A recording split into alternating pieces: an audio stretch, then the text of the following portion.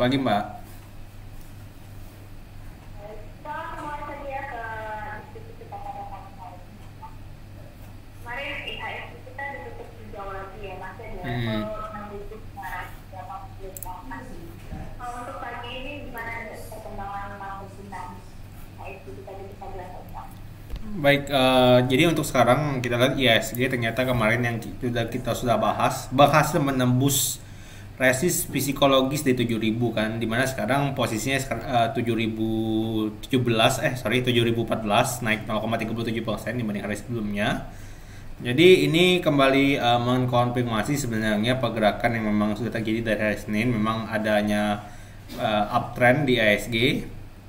Lalu hal yang menarik juga kemarin tercatat saat closing, kita melihat bahwa asing kembali melakukan inflow atau pembelian sebesar 863 M. Jadi jika kita total mungkin selama 2 hari belakang, di hari Senin dan Selasa itu total inflow asing sudah 2 M. Sorry, maksud saya 2 T. Jadi ini sebenarnya hal yang patut kita syukuri, di mana kita lihat sejalan dengan asing masuk 2T ini, IHSG buktinya sekarang sudah di atas 7.000 lagi seperti dulu. Jadi kita melihat sebenarnya untuk arah perdagangan hari ini juga masih kita berharap asing masih melanjutkan inflow dan saham-saham, terutama saham-saham yang diakumulasi oleh asing, dapat kembali naik di hari ini. berarti untuk aktif sendiri selama pekan ini ya, masih 2 hari ini banyak netbuy-nya banyak 2T ya Mas ya. Benar, Mbak. Untuk IHSG sendiri lagi bagus nih berhasil masih kalau untuk sektornya ada sektor apa saja nih Mas yang mengalami Baik, untuk sektor kembali seperti yang kemarin juga terjadi, sektor sebenarnya kalau untuk penurunan banyak beragam, namun lebih untuk sektor lebih beragam, namun ini yang menarik, ini kembali saham-saham second dan third linang, kecuali ada satu MAPI, Mitra Adi Perkasa, ini kan retailing, ini turunnya pagi ini 7%, ARB. Selain itu sisanya saham-saham second liner seperti UFOE, TCPI, ESTA, dan LCKM. Jadi berarti kalau untuk di pagi hari ini yang menjadi koleksinya dari second liner dan bantuannya, kalau untuk biayanya sendiri bagaimana? Apakah masih seperti kemarin nih dari second liner dan satu liner? Baik, betul, memang untuk top gainers juga hari ini dominasi sebenarnya dari saham-saham second dan third liner juga. Ambil contoh ada saham GDST, BPTN, saham gula, beton, dan PANI. Jadi memang ini saham-saham yang rata-rata second dan third liner ya, kecuali mungkin PANI, dan ada juga di sini saham seperti ESA, tapi itu juga ESA, ada saham BBYB, namun sisanya sebenarnya rata-rata second dan third liner. Berarti selama saat ini ya, selama 2 hari 3 hari ini berarti banyakkan di second liner dan third liner ya, dan maupun dari top gainers dan baik. Kalau kemarin kan ada SCCC yang IPO nih Mas ya. Kalau hari ini ada nih PT Aman Agri Indonesia dengan CDMS gula yang IPO hari ini. Gimana nih gula di awal IPO ini Mas? Lalu nggak gratis gimana gula? Oke, kemarin RCCC reject bawah, hari ini juga reject bawah, sudah tinggal satu pips lagi, ini di 110. Untuk gula sendiri, gula sebenarnya tadi sempat arah, namun sekarang posisinya naik 11,2%, jadi ada turun dari arah. Yang menarik, gula memang kita lihat masih positif, namun untuk info saja, gula ini IPO valuasi 50M, ini volume sudah 84M. Jadi sobat fund, sobat IDX bisa menginterpretasikan sendiri bahwa sekarang volume sudah lebih besar daripada jumlah valuasi. Jadi kita bisa pikirkan sendiri apa yang sedang dilakukan oleh underwriter di saham ini sekarang. Berarti kalau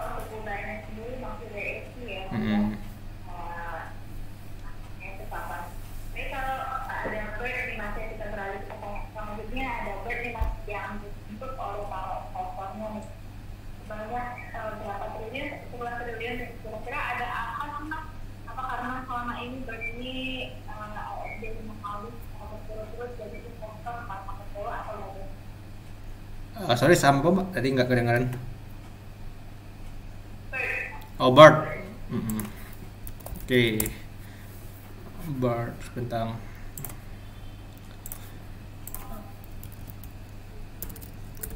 Untuk saham Bard ini kan memang saham Robert ya, memang sekarang lagi ada masalah memang untuk di 11 triliun ya. Ini kan gugatan yang juga lumayan ramai beberapa hari ini.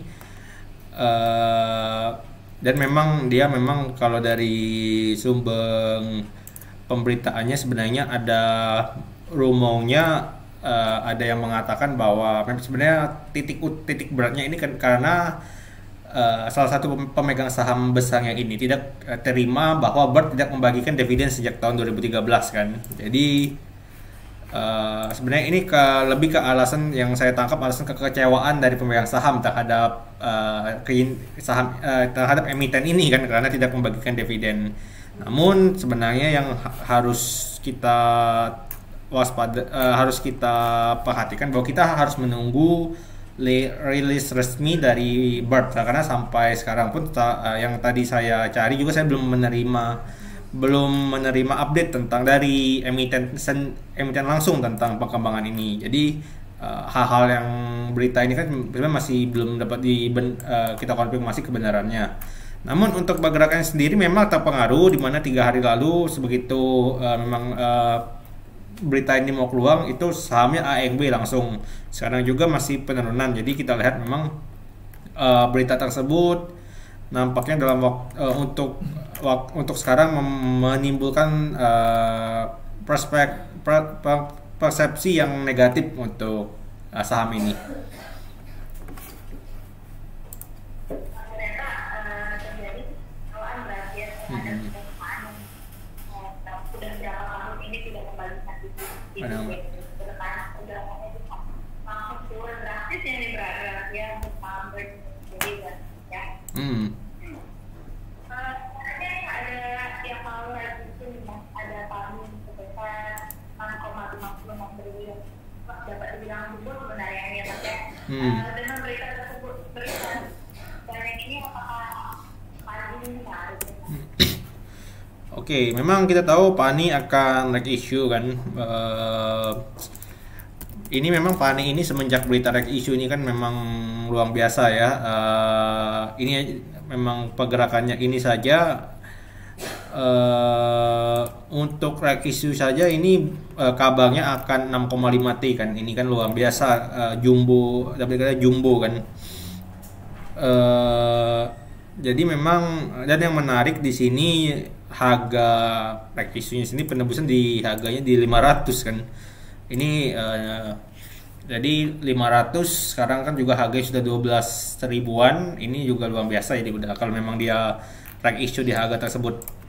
Nah, jadi memang kita dapat tarik kesimpulan bahwa harga reg issue-nya sebenarnya jauh di bawah harga pasar sekarang. Jadi dengan logika tersebut bahwa memang sebenarnya ini investor harus waspada, karena apabila nanti reg issue-nya ditebus sekarang itu harga mereka akan untung apabila mereka menebus reg issue-nya.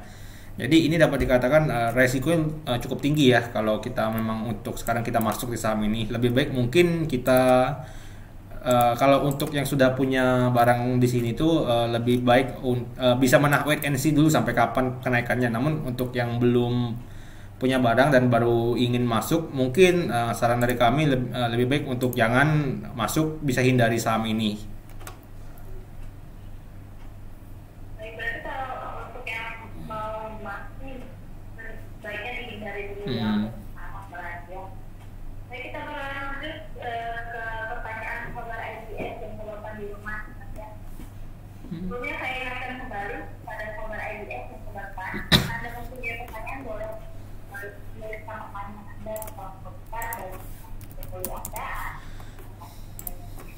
Pertama dari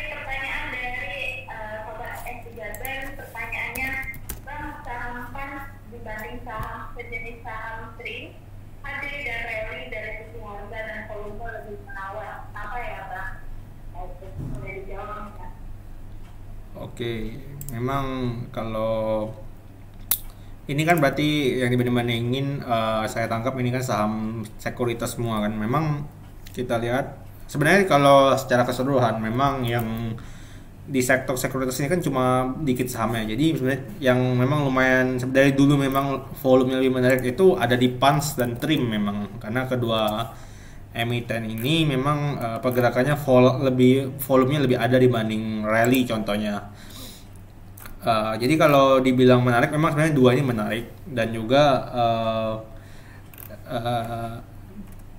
juga sebenarnya kita lihat sebenarnya karena di sini emiten sekuritasnya dikit, jadi memang sebenarnya pembandingnya kurang banyak sih. Memang rally saja yang pergerakannya sebenarnya cenderung lebih lebih lambat. Jadi sebenarnya untuk alasan tidak ada yang spesifik sih sebenarnya menurut saya, lebih karena memang dari saham di sektor ini lebih sedikit, jadi memang terlihat cuma dua Trim dan Pan saja yang memang lebih volumenya lebih ada.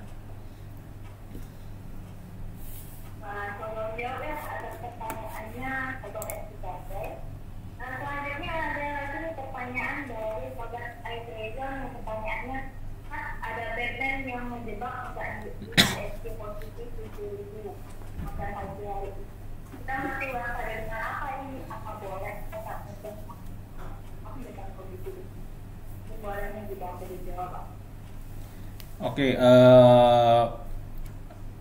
untuk pertanyaan apakah ini ada jebakan, sebenarnya saya dari dulu memang kami konsisten bahwa saya percaya bahwa IHSG sebenarnya digerakkan oleh pergerakan asing. Cuma asing yang punya kuasa yang menentukan kemana arah IHSG ke depan, bukan retail, bukan lokal, hanya asing dan institusi asing. Jadi pada dasarnya konsepnya apabila asing buy itu IHSG akan naik, apabila asing jual IHSG akan turun, termasuk saham-saham blue chip yang biasanya dibandari oleh asing. Nah, dengan pemahaman tersebut sebenarnya dengan fakta bahwa 2 hari ini kan asing inflow-nya 2T, itu bagi kami hal yang positif. IHSG masih berpeluang untuk naik, dengan catatan kita mengikuti saham-saham yang juga diakumulasi oleh asing dari kemarin. Jadi apabila kita masuk di saham-saham tersebut dengan harga yang tidak jauh beda dengan awal mula asing melakukan akumulasi, saya rasa sebenarnya resikonya juga minim dan peluang untuk profitnya juga lebih besar. Berarti kalau misalnya ada juga Batman apa-apa ini berarti kita masih melihat bagaimana aktif ini di pasar kita ini ya Mas ya. Iya, benar. Apakah ada banyak atau kalau misalnya banyak berarti IHSG kita entah dapat jebakan Batman di Mas ya. Benar, jadi yang memang kita takutkan kalau memang ternyata IHSG, misalnya ambil contoh hari ini ternyata asing keluar, IHSG kita ambil contoh IHSG misalnya naik tutupnya 0,5%, tapi ternyata asing malah jualan lumayan besar, ambil contoh 200-300 M kan. Nah itu bisa kita katakan jebakan Batman, karena biasanya kalau asing jualan ketika IHSG naik itu biasanya memang asing lagi taking profit, dan takutnya untuk jangka pendek itu akan ada penurunan besoknya.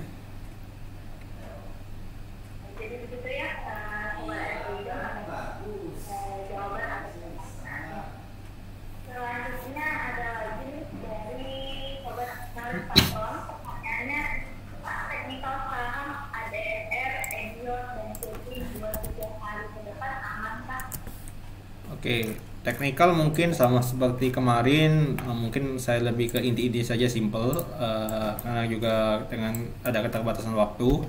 Yang pertama ADMR, mungkin ADMR ini lagi downtrend. Kemarin AMB sekarang sedang menguji, namun nampaknya gagal. Saran saya hindari saham-saham yang baru AMB, kita jangan main di sini, trading di sini, karena saham-saham yang AMB itu biasanya tekanan jual masih tinggi. Jadi mungkin hindarin dulu untuk 2-3 hari ke depan, kita kasih waktu untuk mereka konsolidasi supaya nanti kita lebih tahu arahnya kemana. Itu untuk ADMR. Untuk saham Mayora, MYOR, ini saham-saham consumer good memang kuat. Kita lihat memang ada uptrend, 3 hari belakang sudah naik konsisten, dan tadi pagi sempat di 1785, namun kita bersyukur ternyata sekarang dikerek sampai harga opening. Jadi kita ada kekuatan. Mungkin untuk Mayora lebih boleh disarankan untuk apabila kita ingin trading, teknikalnya memperlihatkan pola menguji uptrend. Jadi mungkin lebih boleh untuk kita masuk di sini. Sedangkan untuk tracking Cepin, saham Cepin sama hampir sama seperti Mayora, 2 hari belakang uptrend, namun ternyata hari ini sekarang masih downtrend. Masih ada koreksi, namun tidak banyak. Untuk Cepin ini sama seperti Mayora, menarik secara teknikal untuk kita tradingkan. Batasnya di sini ada di 6.000 karena kita dari 6.000, angka 6.000 ini tidak telah disentuh 2 kali di Juni dan tengah Juli, dan mereka gagal. Jadi paling kita boleh masuk dengan batas resist di 6.000. Berarti untuk saham ini ada SR, Angel, Destin, boleh sih ya. Angel, Destin ya untuk dari dua hari ke depan. Menjawabnya pertanyaannya dari Bapak. Selanjutnya ada lagi pertanyaan dari Sobat Dahar Labuan. Pertanyaannya terkait rencana kerja BNPR dan SPN, kenapa harga BNPR relatif naik ke belakang? Oke.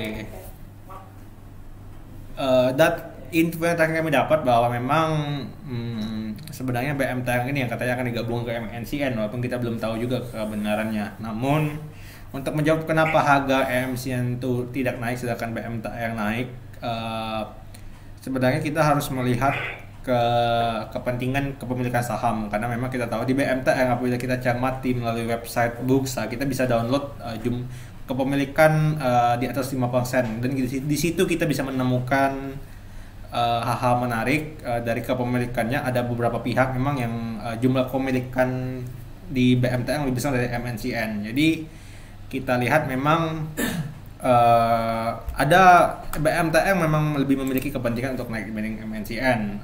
Walaupun memang saya tidak menjelaskan siapa pihak-pihak yang diuntungkan dengan kenaikan BMTR, karena rasanya lebih bijak apabila sobat IDX untuk lihat sendiri di laporan registrasi pemegang bulanannya. Itu bisa kita lihat kan di website IDX itu lengkap sekali.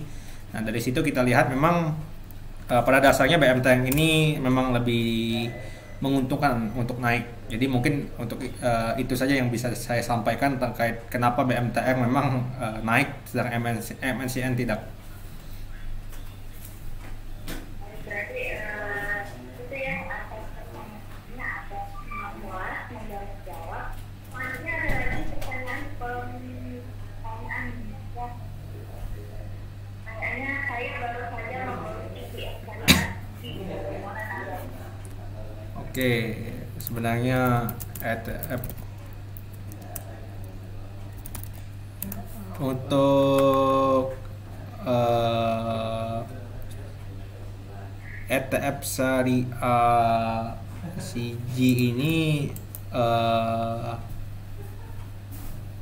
yang saya tangkap sih ini kan yang saya tangkap ini kan kalau yang saya cari kan ini kan reksadana Primex ETF syariah G kan. Jadi sebenarnya untuk reksadana sih jujur saja mungkin lebih tepat apabila kita ini kan tanyakan sendiri ke agen reksadananya, karena jujur saja untuk ini kan banyak sekali faktor yang bisa mempengaruhi suatu reksadana seperti pemilihan sahamnya dan prospektusnya dan lain-lain, yang mana sebenarnya untuk sekarang juga saya kurang mengetahui apa saja pilihan saham di reksadana ini.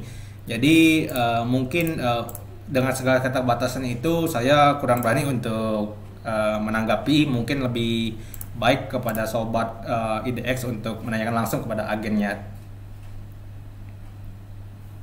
Jadi kalau untuk reksadana sendiri berarti lebih baik ya kalau ditanyakan dengan agen reksadana. Benar. Jawab ya. Namun selanjutnya ada pertanyaan lagi dari yang ini. Ada pertanyaan bedanya menabung saham, menabung reksadana dan menabung IPL. Apa ya? Oke. beda dari ketiga. Sebenarnya kita harus tahu dulu kan, mungkin di sini yang menarik ETF ya. ETF kan Exchange Traded Fund. Ya, penjelasan diri adalah reksadana berbentuk kontrak investasi kolektif yang unit penyertaannya diperdagangkan di bursa efek. Jadi sebenarnya ETF ini kalau kita simpelkan ya, kita singkat, ini kan kurang lebih sama seperti reksadana, walaupun memang beda, tapi kita anggapnya sama tuh. Pada dasarnya sebenarnya nabung saham dan nabung reksadana itu dua hal yang sebenarnya tujuannya sama-sama ingin, apalagi kalau reksadananya bermain di reksadana saham, itu sebenarnya sama. Kita menabung kita membeli, kita berharap dengan investasi kita akan naik di bursa saham. Namun bedanya menabung saham itu kita sendiri yang memilih saham, jenis sahamnya. Sedangkan reksadana itu kita memberikan kuasa kepada manajer investasi untuk memilihkan saham untuk kita. Itu simpelnya. Jadi lebih ke beda mekanismenya sendiri, dan juga untuk mandiri. Kalau menabung saham itu kita independen mandiri, sedangkan menabung reksadana kita cenderung lebih pasif, kita cenderung lebih memberikan kuasa kepada manajer investasi untuk memilih jenis saham yang terbaik bagi kelangsungan investasi kita. Mungkin kurang lebih begitu. Berarti sebenarnya sama-sama saja ya. Bedanya dikelolanya itu seperti apa nih? Ada kalau saya pahami kita menjadi yang mengelola, dan reksadana ini dari manajer investasi. Kalau jawab, ada Muhammad Negara.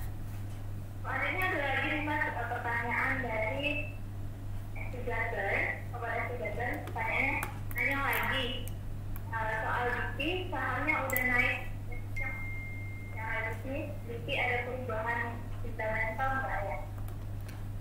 Oke. Untuk sebenarnya baru kemarin ada berita yang menarik tentang BP. Ini juga sudah resmi bahwa BP mengakuisisi tambang batu bara, di sini disebut PTT Mining Hong Kong senilai 7 triliun. Jadi ini jumlah yang luar biasa. Kita memang benar, ternyata kenaikan BP ini terlihat karena ada korelasi dengan perubahan fundamental. Terlihat nampaknya manajemen lebih agresif dalam ekspansi ya. Jadi memang kita lihat memang ini suatu hal yang bagus sebenarnya, karena biasanya saham-saham yang naik dengan disertai dengan adanya berita-berita akuisisi yang seperti ini menandakan bahwa saham tersebut nampaknya ke depan masih memiliki prospek yang cerah, berbanding terbalik dengan saham-saham yang harga naik tinggi namun tidak disertai dengan perubahan fundamental ataupun aksi-aksi korporasi seperti ini. Itu biasanya saham-saham yang nanti kembali akan turun.